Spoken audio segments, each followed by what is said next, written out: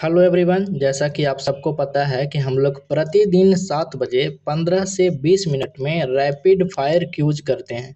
एक जीके का बहुत ही मोस्ट इम्पॉर्टेंट टॉपिक को लेते हैं और उसके टॉप के 50 क्वेश्चन होते हैं ना, उसको यहाँ पे करते हैं। और हम वही क्वेश्चन लेते हैं जो काफ़ी इम्पोर्टेंट है, काफ़ी अच्छे से सेलेक्ट करते हैं, जो आपके एग्ज़ाम में सीधे पूछे जाएंगे। और जो टॉपिक मैं यहाँ पे करवाता हूँ उसका एक क्विक रिवीजन हो जाता है, मतलब तुरंत से 50 जब ऑब्जेक्टिव क्वेश्चंस आप गुजरेंगे तो उस टॉपिक को अच्छे से रिवीजन हो जाता है। और जैसा कि मैंने आपको बताया कि हम अलग अलग एग्ज़ाम से ये क्वेश्चन को सिलेक्ट करते हैं, तो ये आपके लिए अगर आप कोई भी एग्ज़ाम देते हैं तो उसमें इस वीडियो से क्वेश्चन आना बिल्कुल गारंटी है कि इस टॉपिक से क्वेश्चन अगर आता है तो यहीं से पूछा जाएगा। तो चलिए शुरू करते हैं। तो पहला क्वेश्चन है, आज हम लोग संगम एज को करेंगे। तो इसमें जो पहला क्वेश्चन है संगीत जो साहित्य है, जो संगम लिटरेचर है, किस भाषा में रचा गया है। तो आप ना इसको आप थोड़ा सा एलिमिनेट करके भी बना सकते हैं। क्यों? क्योंकि पाली तो होगा नहीं, प्राकृत होगा नहीं। ऐसा क्यों? क्योंकि जो संगम साहित्य है ये साउथ इंडिया का है, तो दक्षिण इंडिया का है, तो या तो संस्कृत होगा या तमिल होगा। और आप थोड़ा सा अगर गेस करेंगे तो इसका आंसर हो जाएगा ऑप्शन सी, तमिल। तो जब अगर कोई क्वेश्चन नहीं आता है तो उसको थोड़ा सा आप गेस करके भी आंसर बना सकते हैं। ठीक है, आगे चलते हैं। तो अगला क्वेश्चन है, संगम युग में दक्षिण भारत के 3 प्रमुख राजवंश कौन थे। तो यहाँ भी आप क्वेश्चन को थोड़ा बहुत गेस करके आप कर सकते हैं। बट आप ये क्वेश्चन ना आपको पता होगा, क्योंकि जैसे ही हम संगम एज पढ़ते हैं तो चेरा, चोला और पांड्या, यही तीनों का जिक्र होता है ना सबसे ज़्यादा इसी। और बेसिकली इन्हीं का बात ही होता है, चेरा, चोला और पांड्या। तो यही आंसर होगा ऑप्शन ए। यही तीन जो डायनेस्टी है इसी के बारे में पढ़ते हैं ना संगम एज में। अगला क्वेश्चन है, संगम साहित्य का प्रमुख व्याकरण ग्रंथ, ग्रामेटिकल जो वर्क है संगम लिटरेचर का, उसको बताना है। तो संगम लिटरेचर का जो ग्रामेटिकल जो बुक है वो है तोल्कापियम। और ये सीजीएल मेंस में पूछा हुआ क्वेश्चन है, जाके आप चेक कर सकते हैं। ठीक है, तो ऑप्शन सी यहाँ पे सही आंसर होगा। अगला क्वेश्चन है, संगम युग के चेर, मतलब चेरा के बारे में बोल रहा है कि जो चेरा शासक थे उनके प्रमुख बंदरगाह कौन था। तो एक्चुअली में पोर्ट के बारे में बता रहा है कि फेमस पोर्ट कौन है चेरा किंगडम का। ठीक है, तो इसका सही आंसर होगा मुज्जरिस, ऑप्शन बी मुज्जरिस था। जो चेरा का था ना वो मुज्जरिस था, तो ऑप्शन बी आंसर होगा। ठीक है, आगे चलते हैं। तो अगला क्वेश्चन है, पत्तीन पल्लो ये तमिल भाषा में, मतलब उन्हीं के लैंग्वेज में लिखा हुआ है, तो उन्हीं का किताब है ना, तो वही पूछ रहा है कि पत्तीन पल्लो में किस नगर का वर्णन है। तो देखिएगा, ये वर्णन होगा यही चारों जो नगर है, चारों जो टाउन है वो साउथ इंडिया का ही है। तो इसमें आप एलिमिनेट नहीं कर पाएंगे, आपको याद ही रखना पड़ेगा पूहर, कावेरी पट्टनम। और अगर आपने पढ़ा होगा तो आपको पता होगा कावेरी पट्टनम और पूहर बहुत ही इंपॉर्टेंट स्थल है संगम युग में, है ना। अगला क्वेश्चन है, संगम युग में पांड्य राज की राजधानी कहाँ थी। तो पांड्या किंगडम का जो कैपिटल था उसके बारे में पूछा जा रहा है। तो पांड्या का जो कैपिटल था वो कौन सा था। पांड्या का कैपिटल मदुरै था, है ना, मदुरै।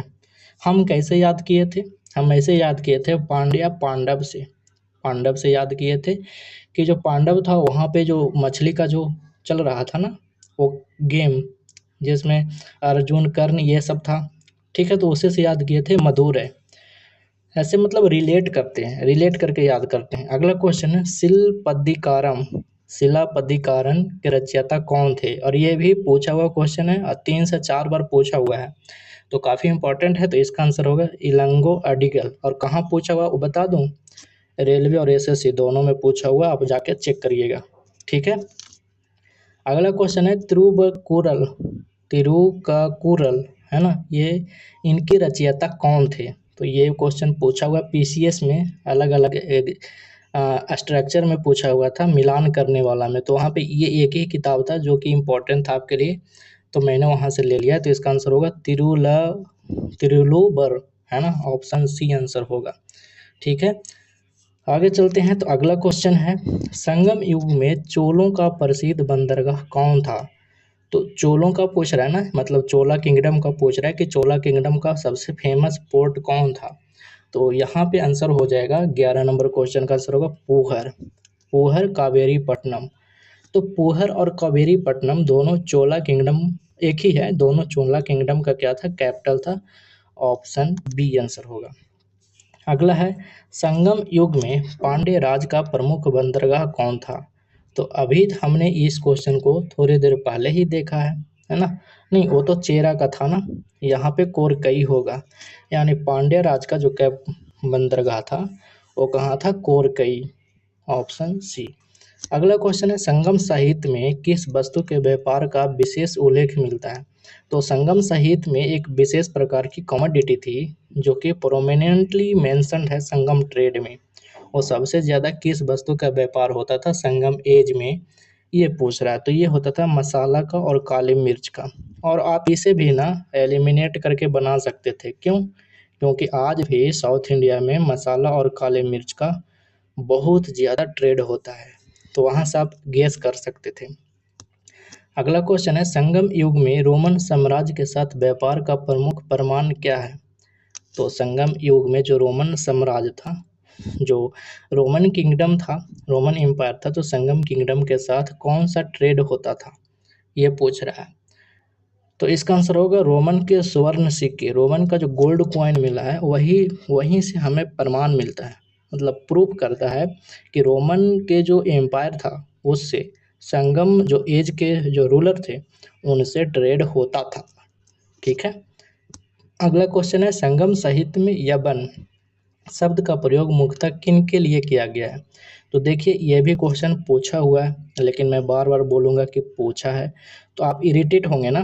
5 से 6 बार पूछा हुआ है तो आपसे नहीं बोलूँगा। बस आप इतना समझ लीजिए कि जो भी क्वेश्चन है काफ़ी इंपॉर्टेंट करवा रहा हूँ। ठीक है। तो 15 नंबर क्वेश्चन का जो आंसर हो जाएगा ये हो जाएगा ऑप्शन बी, यूनानी रोमन विदेशी। जो यवन थे, ये ग्रीक और रोमन जो थे ना उसी के लिए ये शब्द यूज हुआ था। जैसे मेलुहा यूज होता था ना इंडस वैली वाले लोगों के लिए, सिंधु सभ्यता के लोगों के लिए कौन यूज करता था, मेसोपोटामिया वाले लोग। मैंने आपको सिंधु सभ्यता वाले वीडियो में बताया था। पत्तू पा पट टू टू है ना, ये जो शब्द है इसका अर्थ क्या है। तो ये भी तमिल में ही है इसलिए ऐसा लिखा गया है। तो इसका अर्थ है 10 इडलीज यानी 10 गीत। याद रखिएगा पट्टू पाटट्टू है ना, इसका जो अर्थ है वो 10 गीत है। ठीक है। अगला है एटेटू टोकई। एटेटू टोकई का अर्थ क्या है। देखिए हमें तो पढ़ना है ना, क्योंकि क्वेश्चन पूछा हुआ है तो हमें तो याद करना पड़ेगा। तो इसका आंसर होगा जो 17 नंबर क्वेश्चन है, इसका आंसर हो जाएगा ऑप्शन बी, 8 संकलन। 8 जो एंथ्रोलॉजी है वो है एटेटू कोकई, है ना। आगे चलते हैं। तो अगला क्वेश्चन है संगम युग के प्रसिद्ध चोल शासक का कराई काल, जो करी काल था वो किस निर्माण के कार्य के लिए प्रसिद्ध था। तो ये आपने पढ़ा होगा जरूर, है ना। इसका आंसर होगा ऑप्शन बी, कल्लनई बांध। जो कल्लनई बांध था ये करई काल जो शासक था, चोल शासक का करई काल, उस निर्माण कार्य के लिए प्रसिद्ध था। कल्लनई बांध, ग्रैंड एनिकट इंग्लिश में बोलते हैं। आगे चलते हैं। तो संगम युग में बंजी किस राज्य की राजधानी थी। तो बंजी बताइएगा, बंजी किसकी राजधानी थी। तो बंजी चेरा की थी। तो एक्चुअली में ना कैपिटल कभी कभी चेंज होता था, तो वो भी आपको याद रखना होगा। कभी कभी दो दो कैपिटल आपको यहाँ पे बताया जाएगा, तो वो आपको याद रखना है। ठीक है। निम्नलिखित में कौन सा ग्रंथ संगम साहित्य का भाग नहीं है।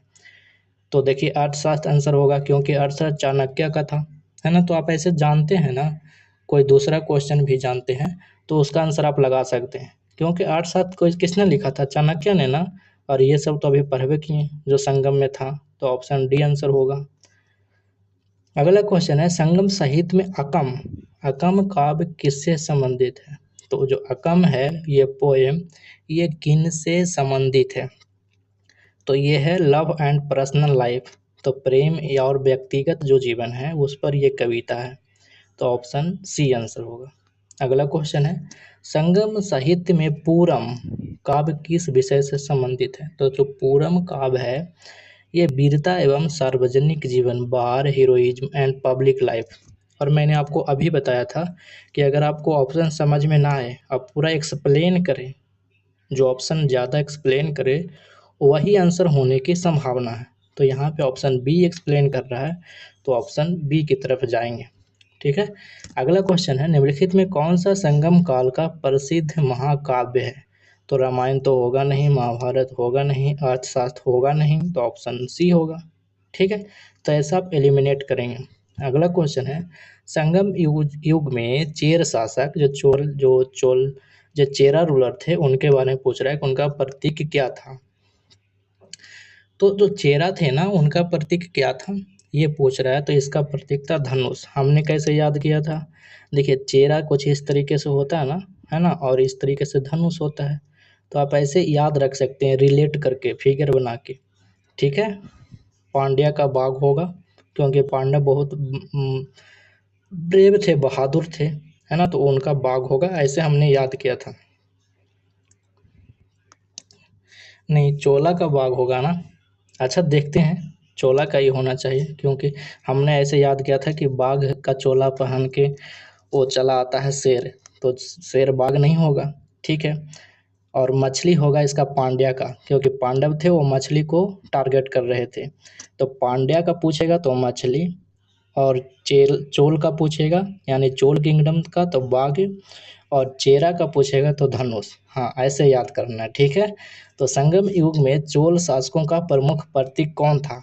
तो चोल का क्या हो जाएगा? बाघ हो जाएगा, टाइगर हो जाएगा, ऑप्शन ए होगा। ठीक है, तो इसी तरीके से याद आप कर सकते हैं। पांड्या आपके पूछ रहा है कि पांड्या शासकों का प्रमुख प्रतीक क्या था? तो पांड्या का अभी मैंने आपको समझाया कैसे याद रखना है ना। पांड्या का मछली, क्योंकि पांडव किसको? मछली को टारगेट कर रहे थे, उस कहानी से याद रखना है। अगला क्वेश्चन है, निम्नलिखित में कौन सा ग्रंथ 5 महान तमिल महाकाव्य 5 ग्रेट तमिल एपिक्स में शामिल है?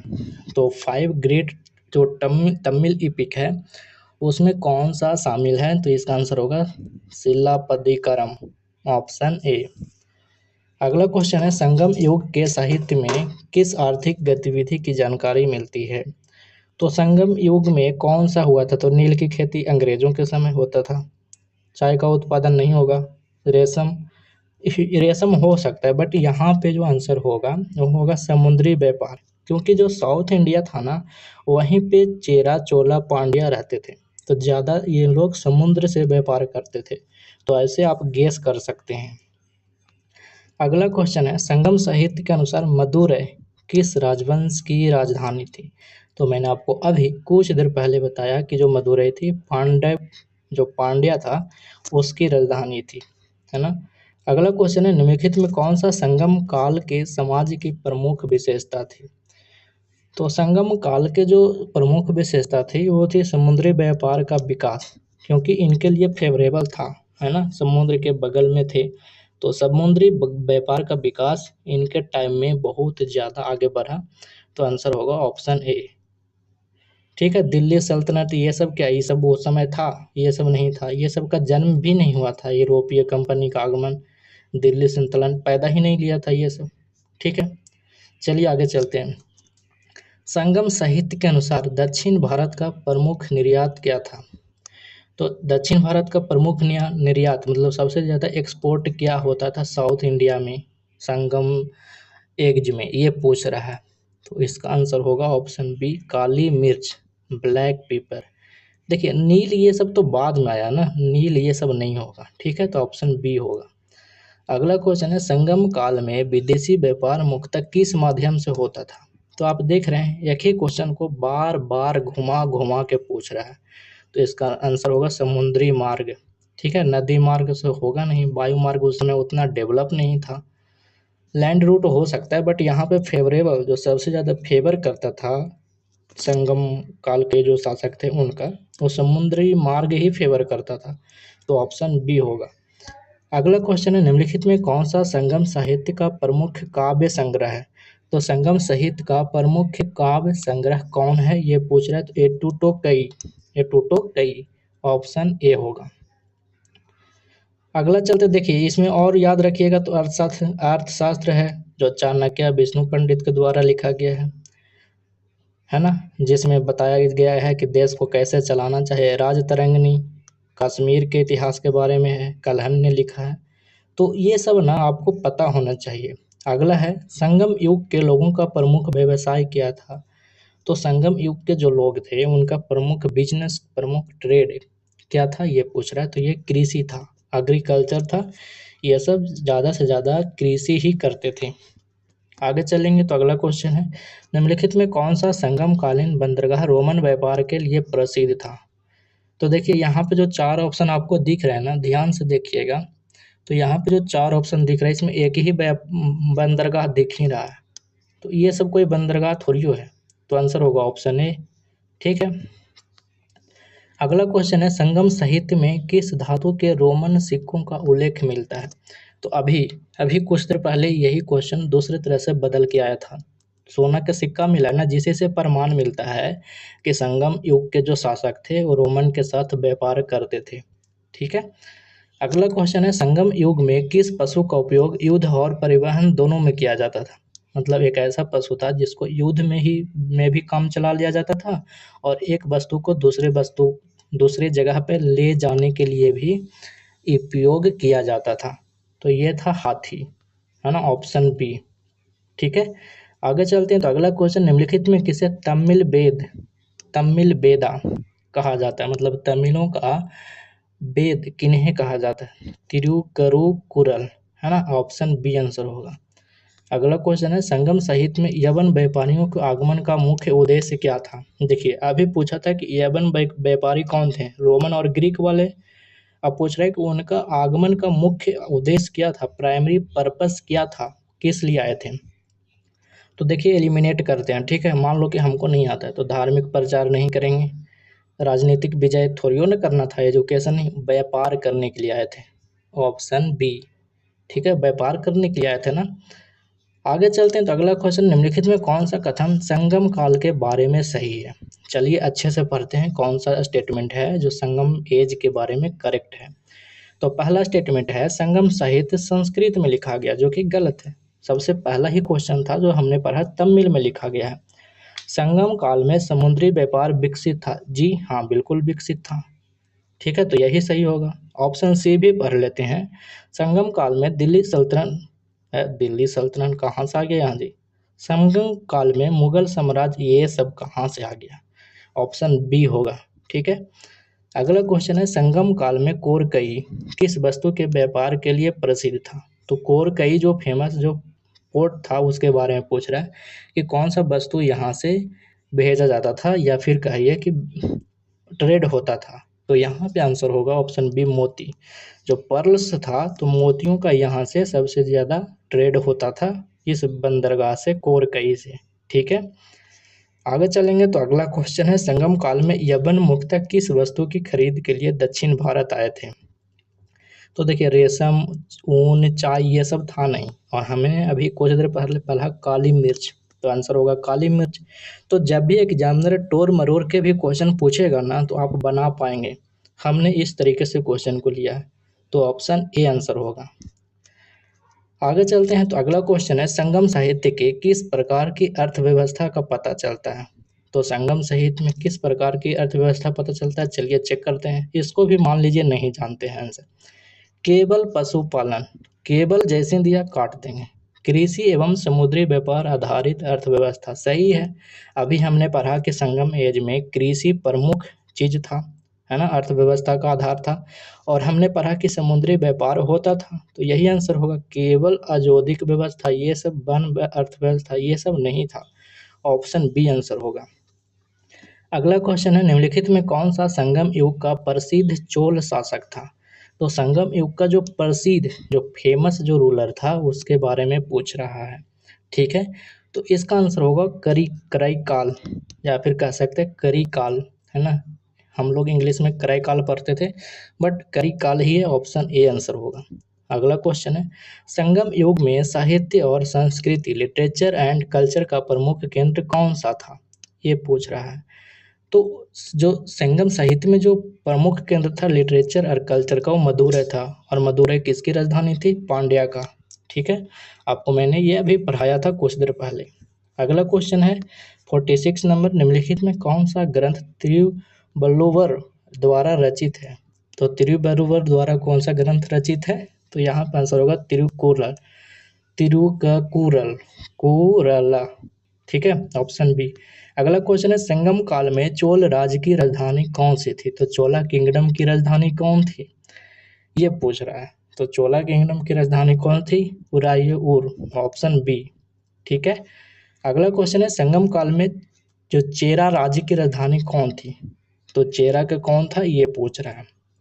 तो चेरा का कौन था? बंजी। चेरा का कौन था? Bungee, option C. संगम साहित्य में समुद्री व्यापार के विकास का प्रमुख कारण क्या था? अब देखिए मेन क्वेश्चन यहाँ पे समझने वाला है कि जो संगम साहित्य में समुद्री व्यापार के विकास का प्रमुख कारण क्या था, समुद्र का व्यापार क्यों विकास हुआ था? तो आंसर ऑप्शन यही होगा। सोचिए और समझिए, लिखा हुआ दक्षिण भारत की अनुकूल तटीय स्थिति। तो दक्षिण भारत में फेवरेबल कोस्टल लोकेशन था, है ना, उसी के बगल में समुद्र था, तो ये सबसे ज़्यादा विकास का प्रमुख कारण था समुद्री व्यापार। हिमालय का निकट तो नहीं था, गंगा नदी तो नहीं थी, मरुस्थलीय मार्ग नहीं था, तो ये सब फर्जी का ऑप्शन दिया हुआ रहता है। अगला क्वेश्चन चलेंगे, तो 50वां नंबर क्वेश्चन है संगम काल के संबंध में निम्नलिखित में कौन सा कथन सही है, कौन सा स्टेटमेंट सही है? संगम साहित्य मुख्यतः तमिल भाषा में रचा गया, सही बात है, पहले ही क्वेश्चन पर है। ऑप्शन बी देख लेते हैं, संगम साहित्य मुख्यतः संस्कृत में नहीं। संगम काल केवल उत्तर भारत कहाँ, संगम काल दक्षिण भारत में था। संगम काल में समुद्री व्यापार नहीं होता था, तो फर्जी का ऑप्शन दिया हुआ है, ऑप्शन ए सही होगा। तो आपने देखा हमने 50 मोस्ट इंपॉर्टेंट क्वेश्चन कंप्लीट कर लिए, आपका टॉपिक रिवीजन भी हो गया। तो हर दिन जुड़िए 7 बजे। Thank you.